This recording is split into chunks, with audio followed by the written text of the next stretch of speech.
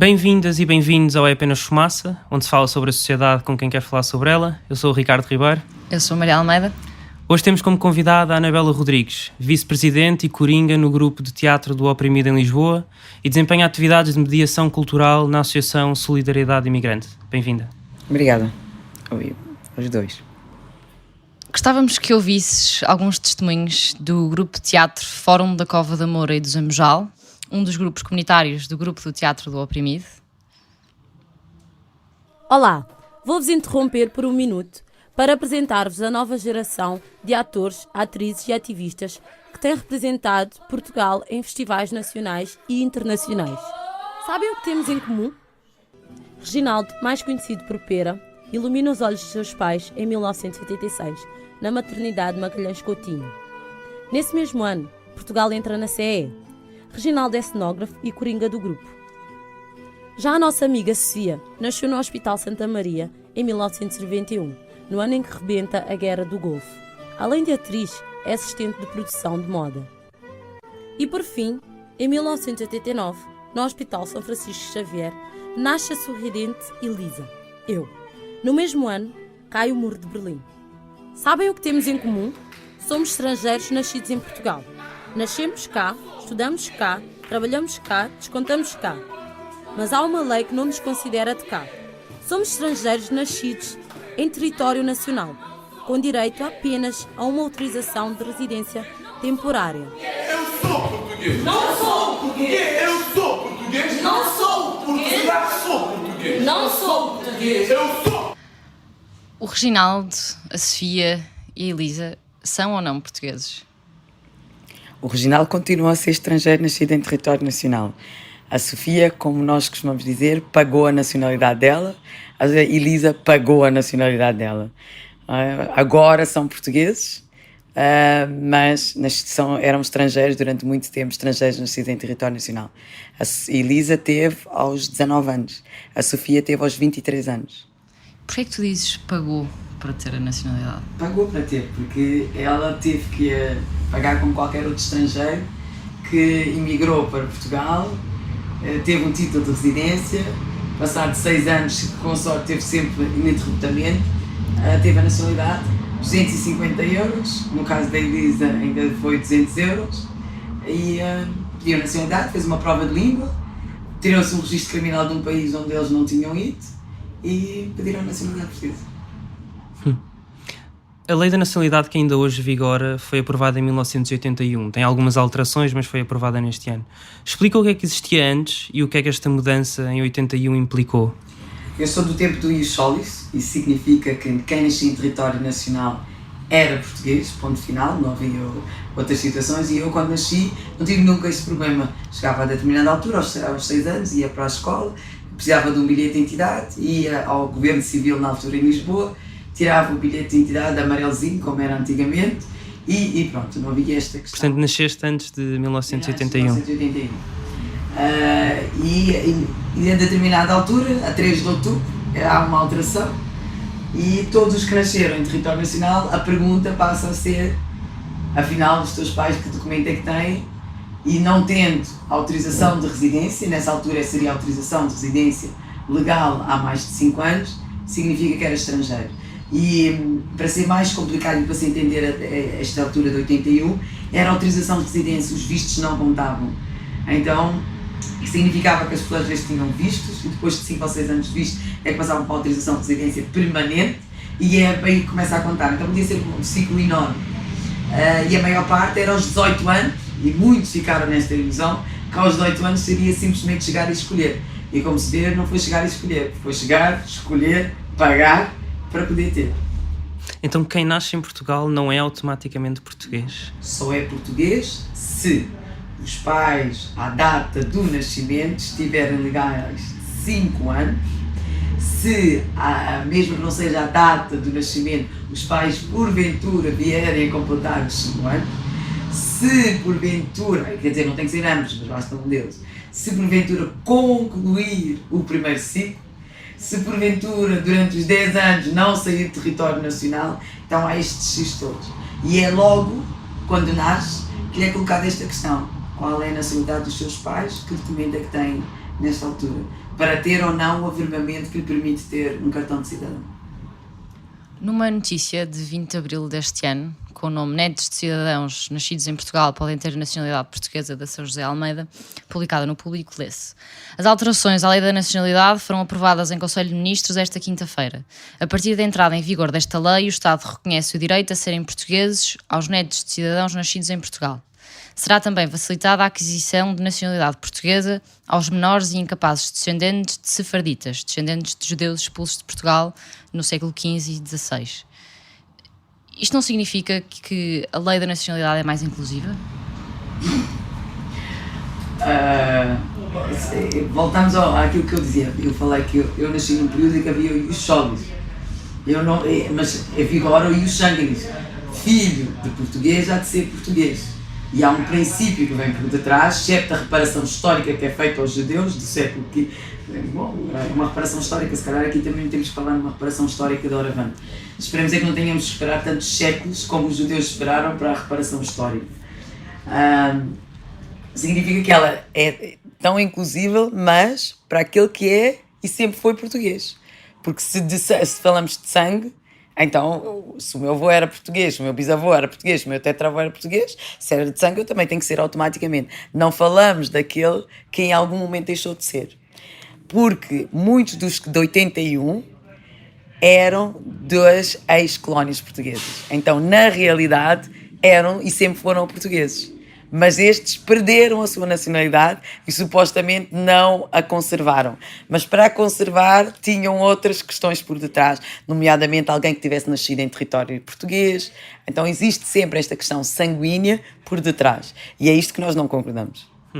No relatório Acesso à Nacionalidade Portuguesa, 10 anos da Lei em Números, publicado em junho de 2017 e promovido pelo Observatório de Migrações, lê-se na introdução sobre as alterações que a Lei da Nacionalidade teve em 2006, ou seja, há 10 anos atrás.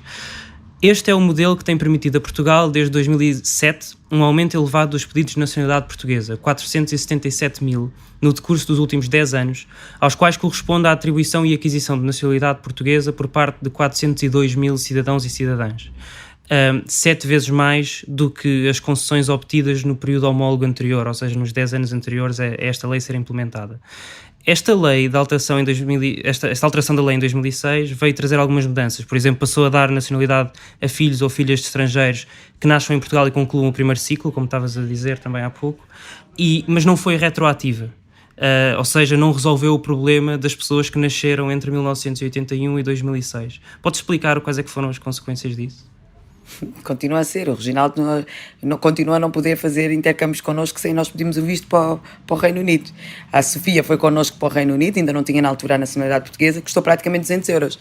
É quase o preço dela pedir a nacionalidade portuguesa para poder ir a um intercâmbio de 4 ou 5 dias ao Reino Unido.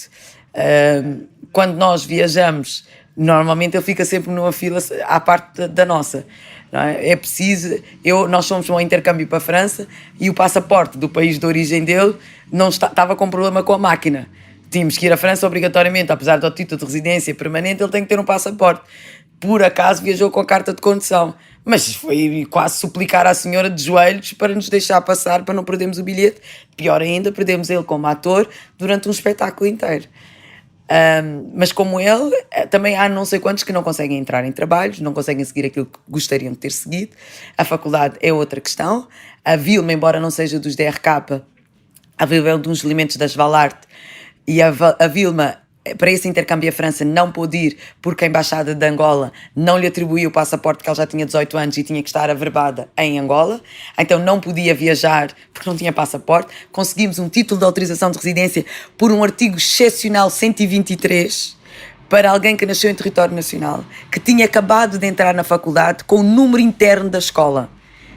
Alguém que nasce em Portugal e que durante todo o seu tempo não tem autorização de residência, consegue autorização de residência por um título excepcional, não é, por razões humanitárias, entra na faculdade com um número interno de uma escola. Quer dizer, isto são consequências que nós achamos, não, é muito fácil. Quando nós apresentamos o espetáculo, toda a gente diz, é possível, isto não existe. Existe, e estamos no século XXI. A Vilma conseguiu depois do século XXI, embora tenha nascido ainda no século XX, não é? É ridículo, e como as vilas há muitas. Um tchino que fez parte dos DRK, ele não podia jogar quando chegou ao Campeonato Nacional de Segunda Divisão Nacional de Futsal. Ele só podia jogar semana sim, semana não, porque é um estrangeiro por camada. Então, uma equipa não pode pôr 2 estrangeiros ao mesmo tempo, embora ele, na realidade, não era estrangeiro, porque era nascido em território nacional, mas era ele e o colega dele que tinham que pedir de vez em quando, com licença, cadê que faz. Agora, imagina uma equipa que é constituída, na sua grande maioria, por cidadãos nascidos em território nacional. Grande maioria, filhos de estrangeiros. Alguns com nacionalidade, mas uma grande maioria sem ainda. Então, fazíamos uma ginástica incrível e era cada vez que era a altura das inscrições, agora, por exemplo, em setembro, outubro, um dilema na Federação Portuguesa de Futebol para os inscrever, a buscar o atestados, provar que não nasceu noutro país, que tem título de residência, que tem ininterruptamente não saiu do território nacional desde a década tal e desde o sítio tal. Como é que alguém prova que ininterruptamente Tem que ir esteve buscar em um Portugal? atestado adjunto, e se não disser a palavra ininterruptamente, a inscrição volta para trás. Depois não joga esta semana, depois tem lá, o miúdo só quer jogar a bola, quer lá saber do outro. Então o atestado da junta tem que estar no ininterruptamente. Se o senhor presidente da junta estiver até simpático, até deixa-lhe passar, porque sabe que é para jogar a bola. Mas se quiser pedir prova do dia 1 de janeiro a dia 31 de dezembro, é uma desgraça, com o coitado do miúdo que não tem. Então há estas situações que nós não reparamos, que nós não vemos no dia-a-dia, mas que acabam por acontecer, não é? Muitas vezes, até para o SADS. O miúdo sem documento, hoje em dia, para ter SADS, só se os pais o tiverem, porque se não tiver residência ilegal, o miúdo não tem direito a abono. Vai ao SADS, não tem direito a SADS. É ótimo, se calhar, por a questão dos abonos, mas quer dizer que não estuda. Posso explicar o que é o SADS? O SADS deixa eu ver se ainda me lembro como é que se dizia. Serviço de apoio... como é que era o SADS? Serviço de auxílio económico. Agora já não consigo. Sei que é o serviço de é um abono auxílio económico. Não, é o serviço de auxílio económico a nível escolar, que é um escalão que é-lhe atribuído para poder ver se tem apoio para os livros, se tem apoio para a alimentação ou não. E às vezes para os transportes. E de acordo com o escalão é atribuído uma verba. Significa que se não tiver ajuda, se não tiver no escalão A ou B, não tem apoio para os livros. Se não tiver sequer escalão, quer dizer que é rico, então tudo é custeado à custa daquela família. Às vezes funciona. Infelizmente, temos situação de muitos nascidos em território nacional, oriundos de bairros desfavorecidos, sobretudo desta década, que muitos deles vieram das ex-colónias, em que realmente isto se perpetuou durante algum tempo. E quantas pessoas é que estão nesta situação em Portugal? Ou seja, infelizmente não temos dados estatísticos. Não tem dados estatísticos sobre esta questão. Ou seja, nós não sabemos quantas pessoas é que nasceram em Portugal, mas que não são consideradas portuguesas. Eu consigo dizer daquilo que é com quem eu convivo com outro, mas nós vivemos, como é que dizia o Alto, nós gostamos de viver nas percepções. As minhas percepções são muito reais, são palpáveis, são aquelas que nós entendemos e que acabamos por ir por pôr. Porque este cidadão, num census, é interessante, porque onde é que ele coloca? Se é por proveniência, por naturalidade, ele supostamente é português. Mas se é por proveniência de nacionalidade, ele supostamente é de Cabo Verde, ou de Angola, ou de Moçambique, ou de Santo Tomé. Então há dados que para mim são difíceis de interpretar, não é? Eu sei que da minha geração, na minha família, ela representa dos nascidos em território nacional com estrangeiros, sobretudo a fasquia acima dos 60%. Ou que pagaram, ou que o pai teve e depois atribuiu a essa pessoa. E depois a culpa é sempre dos pais, porque eles é que demoraram muito tempo a dar-lhe a nacionalidade.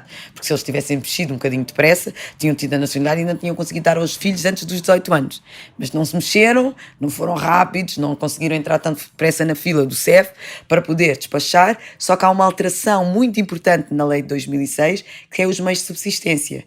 A lei de 81 obrigava que a pessoa tivesse meios de subsistência igual ou superior ao salário mínimo por 3 anos consecutivos. Então, quando se fazia-se prova dos rendimentos durante 3 anos consecutivos. E ai de ti que tiveste tido o azar de num ano ter recebido menos ou mais do que o outro. Deixou de ser necessário esta prova de meios de subsistência. Mas também é interessante olhar para os dados demográficos, porque para quem é de fora pensa, atribuímos imenso.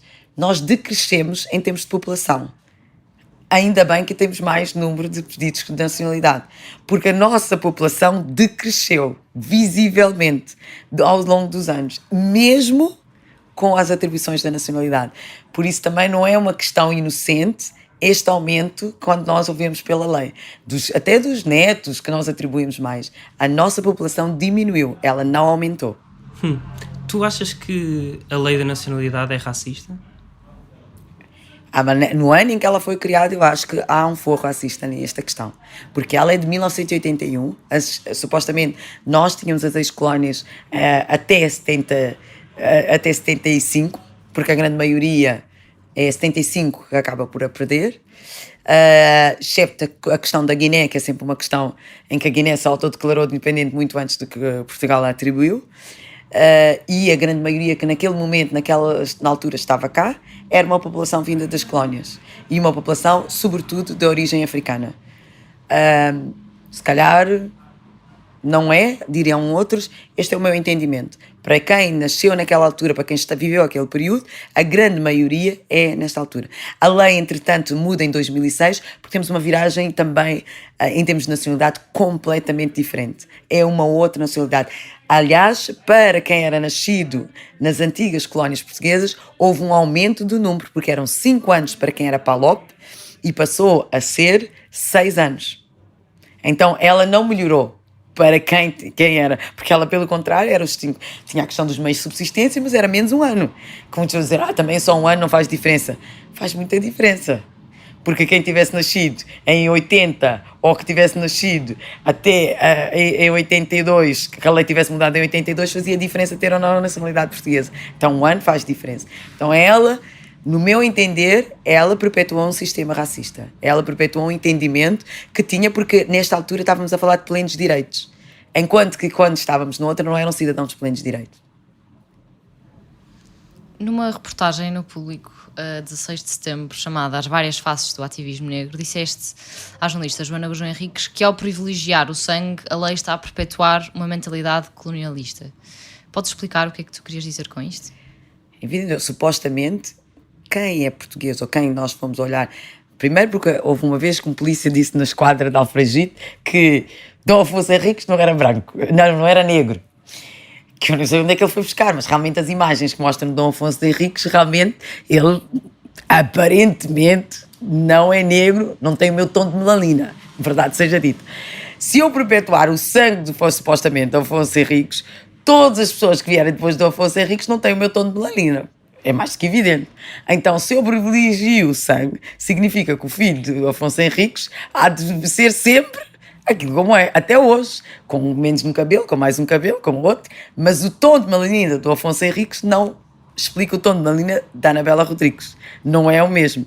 Isto era de outro rei qualquer, que deve ser algum rei do Baltazar, alguma coisa qualquer, mas que com certeza não é Dom Afonso Henriques. E é isto que ele privilegia. Ele privilegia um estereotipo, um fenotipo, que não é, por norma, um fenotipo de uma... Eu agora chamo portuguesa, de uma portuguesa como é a Anabela Rodrigues, porque na realidade eu não correspondo àquilo que vem nos livros, né? Vasco da Gama, aquilo quando nós olhamos para os livros, Dom Afonso Henriques, Dom Manuel I, Dona Teresa, Dona Raimunda, quando nós olhamos para elas também não dizia. Até o Dom Henrique também devia ser um conde francês também, ele era francês ou de Bolonha, já nem me lembro muito bem de onde é que ele era, mas que também... provavelmente não corresponderia um dia ao meu tom de melanina. E é isto que privilegia. O ser português tem uma história por detrás, não é? E realmente, se nós a formos ver, ela não nos representa, não é? E cada vez mais acho que é importante perceber que há muitos portugueses, há muitos chinogueses, se calhar, a nascer por aqui, há muitos nigeroguenses a nascerem por aqui. E realmente é isto que acaba por não ser visto, ainda se vê muito à luz do Dom Afonso Henriques, porque também os nossos livros assim o espelham. No dia 2 de fevereiro deste ano, discutiu-se no Parlamento um projeto de lei do Bloco de Esquerda que propunha considerar automaticamente como português quem nasce em Portugal. Mais nenhum outro partido se pronunciou a favor deste projeto de lei nessa sessão, apesar dela não ter sido votada. O Pedro Delgado Alves, deputado do PS, disse isto. E eu penso que podemos todos consensualmente dizer que as políticas de asilo, as políticas de imigração de Portugal nos devem orgulhar. Devem-nos orgulhar há muitos anos. Somos reiteradamente bem classificados nos rankings que aprovam e que olham para as matérias do acolhimento da população migrante e da população exilada, e também aí é uma boa demonstração de que há efetivamente abertura deste país às fronteiras e há abertura a outros povos que connosco vêm partilhar as suas vidas e os seus destinos. Agora, daí não retiramos necessariamente que, da forma como vem proposta, possamos acompanhar o Bloco de Esquerda da forma como consagra, de forma totalmente aberta, a consagração do ius soli. Até porque ela pode acarretar riscos significativos para os próprios migrantes. Porque muitas vezes o ius soli é que pode estar na origem de soluções que levam às migrações, não digo forçadas, mas impulsionadas pela vontade de nascer num determinado território, porque sabem que sem qualquer um outro critério há local à aquisição da nacionalidade. Existe o risco de uma onda de imigração, caso aquilo que tu sugeres seja aceite no Parlamento?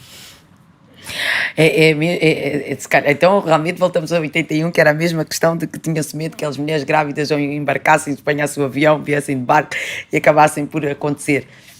Eu acho que Portugal, de portas abertas, vinham cá nascer, tinham a nacionalidade portuguesa. Devia ficar contente, porque em termos económicos deve ser ótimo. A nível económico nós precisávamos de 700 mil, são supostamente 700 mil imigrantes para aumentar a nossa economia, até devíamos ficar contentes com isto. Faço a pergunta, ao longo dos anos, uma política atrativa, migratória, muito interessante, quantos exilados nós temos? Quantos refugiados registados nós temos? A quantos estatutos de refugiado nós atribuímos ao longo dos anos? Quantos estatutos é que nós temos de asilados mesmo, excepto aqueles muito finos, com nomes muito grandes que nós já ouvimos falar? Eu gostava de perceber, em termos de portugueses, quantos é que realmente nós temos a entrar, se calhar como as portas que nós assistimos na televisão, quantos é que realmente foram atribuídos. Por outro, é tão interessante ouvir que nós temos uma das leis mais atrativas e que há um medo incrível de que toda a gente venha. Portugal tem imenso trabalho, não é? Embora tenhamos falta de trabalho, de mão de obra trabalhadora na agricultura, não é? Temos falta, realmente, efetivamente, continuamos a não atribuir autorizações de residência a pessoas que trabalham na agricultura, porque supostamente temos medo de estar a abrir as portas ao mundo. Mas temos aberto as portas ao mundo para os vistos gold. E nunca tivemos medo de que milhões e milhões, ou que a máfia entrasse também por aqui, e assim à força toda, não é? E os vistos gold não é uma coisa nova, já existem em outros países além disto. A mesma coisa com o ius soli, a França teve a mesma situação durante muitos anos, e também não me lembro de uma invasão de muitos filhos a nascer naquele país, o que garantia outro. Até de Trump, que toda a gente fala mal, pelo menos ainda não se lembrou de mexer na lei que permite que quem nasce em solo americano é americano, não atribui aos pais, não dá aos outros o direito, mas aquela criança, pelo menos que nasceu, tem a oportunidade de ter nascido na terra da oportunidade e de ser americano. Em Portugal, parece que isto é um problema enorme de realmente um país que assinou a Convenção dos Direitos da Criança continuar a negar a esta criança este direito à nacionalidade. E é isto que eu acho mais estranho num país que supostamente se diz avant-garde. Nesta avant-garde aqui não estamos. Celebramos muito esta lei da nacionalidade porque ela é muito à frente, muito... Quando nós começamos a olhar, eu também achava muito interessante, finalmente isto, porque são barreiras que vamos ultrapassando. Começamos a analisar, a Alemanha também o tinha. A Alemanha já os faz há muitos anos também. Há outros países na Europa que o fazem, sempre conjugando o ius soli com o ius sanguinis. Não é? Sempre nesta questão de não atribuir de forma automática. E isto significa que é um retrocesso. Salazar era melhor. Na questão da nacionalidade, Salazar era melhor. Porque pelo menos não havia este problema. Havia outros, mas Salazar pelo menos não se lembrou disto. Em janeiro deste ano, várias associações lançaram uma campanha chamada Por Outra Lei da Nacionalidade e tu tens estado bastante envolvida nisso. Explica-nos esta campanha e o porquê de estarem a fazer isto agora. Não, o problema não é esse. Nós estávamos a fazer muitas vezes isto, mas estava cada um no seu canto a fazer muitas vezes isto. E a determinada altura, até se calhar sobre o repto de uma das associações ou de um dos movimentos, chegou a hora de se calhar pensámos em reunirmos. Há alguns episódios que vão saindo nesta altura também, que também propicia esta questão. Há a questão da década de afrodescendentes também a acontecer, afeta muito destas associações também. Há esta questão também de, supostamente, nós temos mais um governo, supostamente com um olhar muito mais direcionado para estas questões mais humanitárias. Acho que todas as condições se proporcionaram para que isto acontecesse. Por exemplo, os DRK também já tinham lançado uma petição há algum tempo. A petição vem na sequência exatamente de um espetáculo. O Nuno Dias também tinha lançado também uma petição. Há uma jornalista na SICA que até ganha um prémio, que também... Bom, já agora, porque é que não vamos na mesma onda? Também, Com os Renegados, não é? os Da Sofia renegados, Pinto Coelho. exatamente, também no mesmo, assim, neste embrolho. Aparece a questão do público, aparecem outras questões que também vão... E às vezes cria-se um nicho propício para que isto aconteça. Ela não veio de agora, ela de repente nós não acordámos e é uma luta, é uma questão de campanha que se for ver e que se for ler várias atas, várias ideias do Cocai, isto já existe há algum tempo. Mesmo quando discutida, mesmo com estas pequenas alterações do ridículo que já existia há muitos anos, que nós dizíamos como é que alguém que nasce em Portugal, cresce em Portugal, vive em Portugal, estuda em Portugal, ainda tem que provar que sabe falar português, quer dizer, é ridículo. Ou mesmo alguém que nunca saiu daqui porque nem tem um papel que lhe diga, olha, podes viajar, tem que ter um registro criminal de um país onde ele nunca esteve, não é? Isto cai fora, não é? Mas o dinheiro ainda não caiu. Mas isto cai fora. Mesmo assim, ainda, aquilo que nos prende, aquilo que nos continua a achar que é uma injustiça, que quando uma mãe, porque ainda são só as mulheres que podem ter filhos, não é? E quando uma mãe está lá sentada na maternidade, a senhora lhe chama para vir registar o seu filho, esta questão é feita. Esta questão está-lhe a perguntar: qual é a sua nacionalidade? E a mãe vai dizer: eu sou isto, sou aquilo. Então o seu filho vai ter esta nacionalidade. Quando se passaram às vezes 24, 48 horas. Então ela não é uma situação de daqui a alguns anos eu vou ver. Ela é uma situação que no momento do nascimento da criança, no famoso programa Nascer Cidadão, ele já nasce cidadão assim defeituoso. Falta-lhe aí uns quantos direitos. Olha, pelo menos nasceste na maternidade, mas a partir de agora, tu já sabes, os portugueses vão para aquele canto, tu, como és estrangeiro, vais para aquele canto. Apesar de terem nascido na mesma maternidade, no mesmo dia, provavelmente com alguns segundos de diferença, mas a partir do momento em que é feita a pergunta aos progenitores qual é a sua nacionalidade e ela é estrangeira, o seu filho é um estrangeiro nascido em território nacional. E aquilo está lá no registro, às tantas horas. Então ela não é uma coisa para eu pensar daqui a uns anos. Ela é uma coisa que tem que ser pensada desde já. E realmente é por isso que nós continuamos. A campanha existe porque nós achamos que ela é injusta. E leis injustas são para se banir. E fala sobre o que é que tem sido feito em torno desta campanha. Há mais de 40 associações e coletivos que fazem parte. Há mais de 40 associações que fazem parte. Uma das questões era a recolha, e a ideia sempre foi fazer uma recolha de assinaturas para entregar na Assembleia da República exatamente para o debate e para a discussão, tal e qual como nós a sentimos, a questão do ius soli. É isso que nós achamos, é isso que nós queremos como alteração. Por outro lado, é também alertar e consciencializar muitas pessoas que ainda acham que não, que quem nasceu em Portugal é português de certeza. Quando fazemos a apresentação do espetáculo, quando pedimos para assinar, as pessoas acham, não, é ridículo, não, isto não existe. E aquilo que nós sentimos na rua é que não, que devia ser atribuído automaticamente. Não há este medo que o deputado do PS fala. Isto não se fala. Isto nem sequer é uma pergunta que as pessoas digam em relação a isto. Isto é mais uma medida securitária que as pessoas têm esta maneira de pensar que realmente sobre a segurança estão. Ou então é outra forma que, se eu quiser olhar pelo prisma, o copo ao contrário, no copo ao contrário significa que as pessoas até têm medo que as pessoas, ao terem nacionalidade portuguesa, fujam para outros países da Europa e que ninguém fique em Portugal. Não sei, se calhar pode ser isso. E é uma forma de os prender cá, alguém há de trabalhar para este país. O Teatro do Oprimido fez um espetáculo chamado Sonhos de Papel, em março. Fala-nos dessa peça. Que sonhos de papel é que são esses? O Sonhos de Papel tem exatamente alguém que nasce em território nacional, que é o Ricardo, e que o Ricardo tem os seus sonhos. Alguns, por exemplo, ir para o exército. O outro dos seus sonhos era viajar. E depois percebe que, afinal, ele é filho de imigrante, imigrante é. E que tem que renovar o seu título de residência a cada 2 anos, tem que provar que tem meios de subsistência, tem que provar que não tem crimes. Já lá se tiver o azar de ter feito alguma coisa que tenha.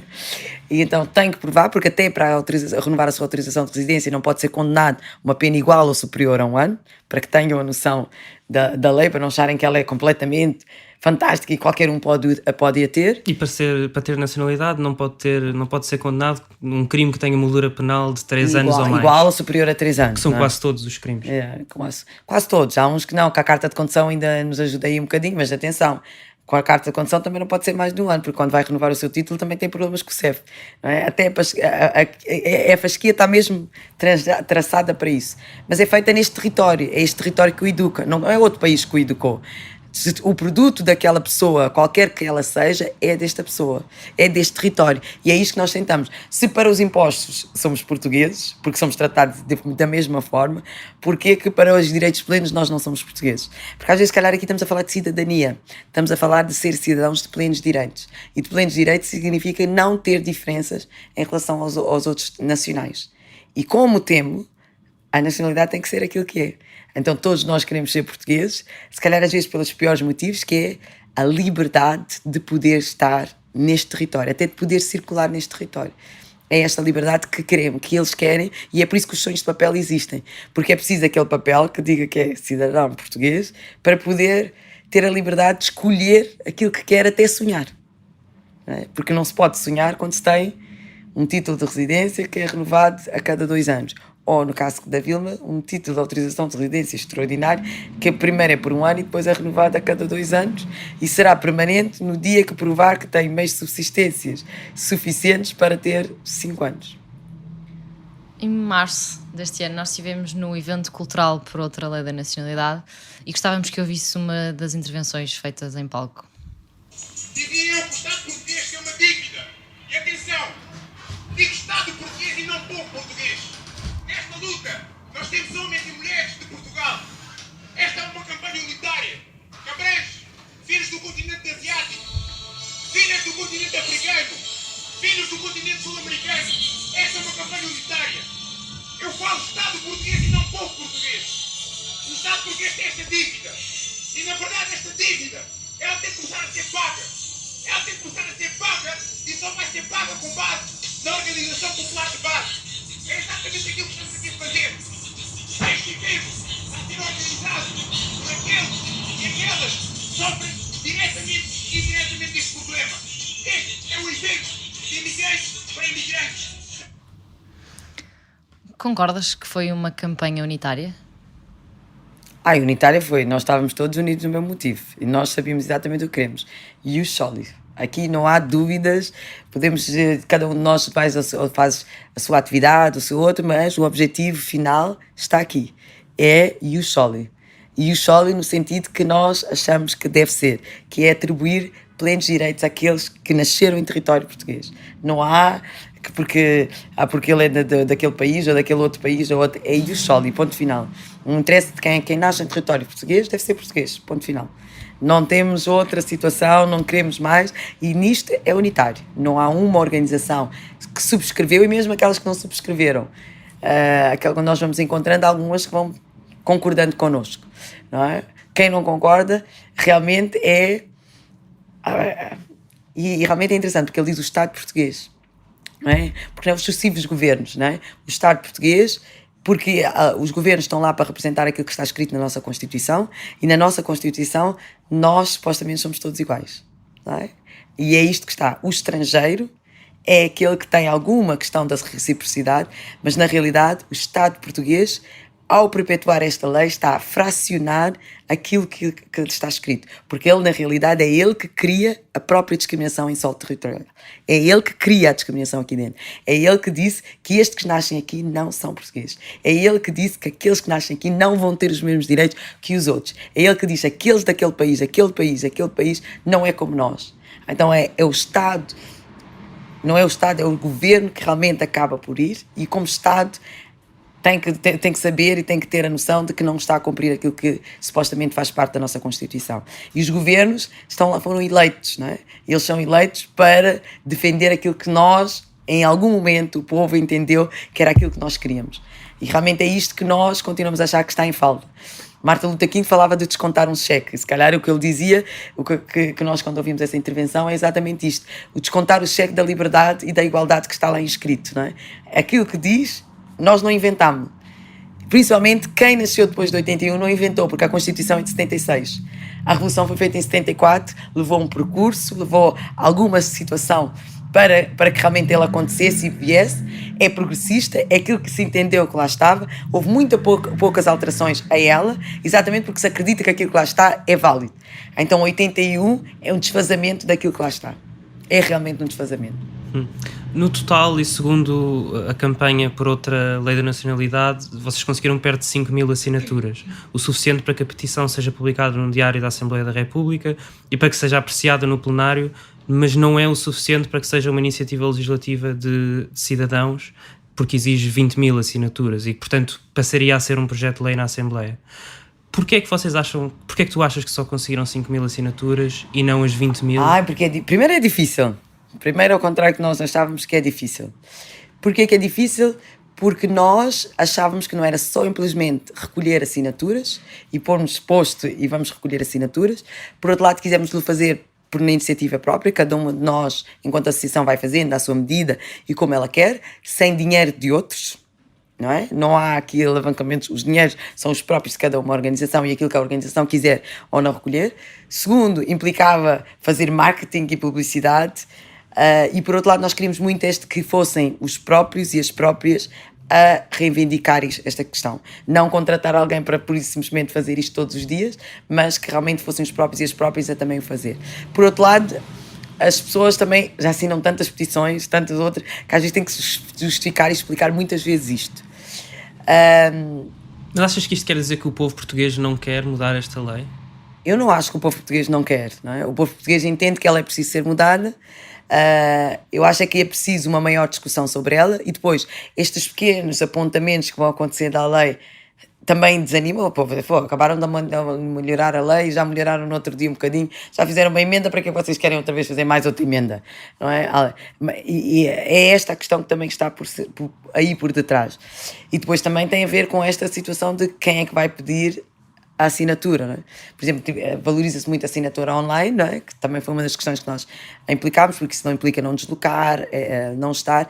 Quando nós estamos aqui à porta a tentar, a pessoa está super apressada e depois diz, não, a lei não é assim. Há pessoas que, mesmo quando nós dizemos que a lei é assim, que ela não existe, não, vocês devem estar enganados, não leram bem, e a lei acabou de mudar outra vez, se dá para os netos, porque é que não vão dar para vocês? Não é? Então, às vezes, também tem a ver muito com o desconhecimento. Confesso que o projeto de lei também só iria funcionar se os partidos tivessem outra posição. E achas que não tem? Neste momento não têm. Não vimos isto, é recente. A última alteração é recente. As posições são públicas, não é? É recente. Qual era o partido? Era um único partido que queria o ius soli. Todos hoje têm condições para o ius soli. Ninguém quis dar o ius soli à partida, excepto um partido. E mesmo assim, não era o partido que é o governo deste país. Era um dos partidos que apoia e sustenta a maioria parlamentar no governo. Isso significa que se o PS não entende isto, não vai passar. Porque o PSD e do CDS eu não estou à espera. E achas que uma das razões para isso acontecer é que isto é um não assunto para os portugueses brancos? É um não assunto. Mas aquilo que eu costumo dizer, o oprimido é quem tem que lutar. O oprimido é que tem que sair desta condição. O oprimido tem uma necessidade e esta necessidade ele tem que ir atrás de acomatar. Não ficar à espera que o outro lhe venha dar. Porque nada é dado de beijar. E tudo aquilo que até foi dado de beijar, pode esperar que aquilo traz um presente envenenado. E qual é que tu achas que tem vindo a ser o papel dos mídia também a cobrir esta campanha e a falar sobre este tema? Resual muito assim, muito baixo, não é? São, o que eu costumo dizer, os que normalmente têm o olho já atento para algumas das questões supostamente humanitárias, não é? Supostamente das questões diferentes, não é? E eu acho que isto aí é uma falha. É uma falha porque se calhar os mídias não lhes interessa, se calhar os mídias faz parte de alguns blocos económicos que a eles não lhes interessa nada, e infelizmente eu acho que é muito baixo, mesmo muito baixo. Porque até nesta questão, se nós pensarmos, a SIC tem uma jornalista que ganha um prémio com os renegados. Tem uma situação que foi no momento em que sabe que há uma campanha. Eu não me lembro dela Aliás, ela faz um discurso quando está a receber o prémio, faz mas um não me lembro dirigido ao me lembro de em presidente nenhum momento a jornalista da SIC ter feito apologia à assinatura da campanha. Não me lembro de em nenhum momento no dia ou na hora de ter a própria SIC dizer, olha, já há muitos movimentos, né, criar isto, a fazer isto, a olhar isto, já agora poder fazer. E é uma televisão nacional. Então acho que há, aqui também a nível de mídia, os que já estavam sensibilizados, se mantiveram sensibilizados e despertaram e contribuíram. Com vocês estão a contribuir. Há outros que não vão contribuir e não contribuíram. Eu estou para ver dia 19 de outubro quem está lá. E o que é que vai acontecer dia 19 de outubro? Dia 19 de outubro nós apresentamos as nossas assinaturas, que não são as 20 mil, também não eram aquelas que nós à partida desenhámos como objetivo. Nós o que queríamos era levá-la à Assembleia da República. Mas sabíamos que queríamos traçar esta meta, que sabíamos que era isto que queríamos na altura. E é exatamente entregar para esta discussão, estar à frente da Assembleia durante 3 horas, com manifestações culturais, com o micro aberto exatamente para nós dizermos aquilo que entendemos. Está aberto para quem tenha sentido esta dor, porque é uma dor, não é? Porque isto é uma dor ao longo de muito tempo da vida. Há muitas vezes, às vezes, ouvimos as pessoas a dizer com dor e sofrimento, eu às vezes não consigo sentir português, porque durante não sei quantos anos me renegaram esta possibilidade, não é? Mas é realmente isto, é estar no micro, estar aberto, ouvir, estar em frente da suposta casa que nos representa. Mas que a grande maioria dos nascidos em território nacional, aliás, todos nascidos em território nacional como estrangeiros, não podem sequer votar. É isto, não podem sequer votar por uma lei que é deles e que tem que pedir, por favor, assine uma petição para ver se muda a lei para eu poder ter direito a votar. Este foi mais um episódio do É Apenas Fumaça, onde se fala sobre a sociedade com quem quer falar sobre ela. Obrigada, Anabela Rodrigues, vice-presidente do Grupo do Teatro do Oprimido. O É Apenas Fumaça é produzido por Bernardo Afonso, Frederico Raposo, Pedro Zuzarte, Pedro Santos, Ricardo Ribeiro, Sofia Rocha, Tomás Pereira e por mim, Maria Almeida. A música é dos Lotus Fever. Ouçam mais episódios em apenasfumaca.pt ou no iTunes, SoundCloud, YouTube, Comunidade de Cultura e Arte, Rádio Universitária do Minho e também noutras aplicações de podcast. Até já!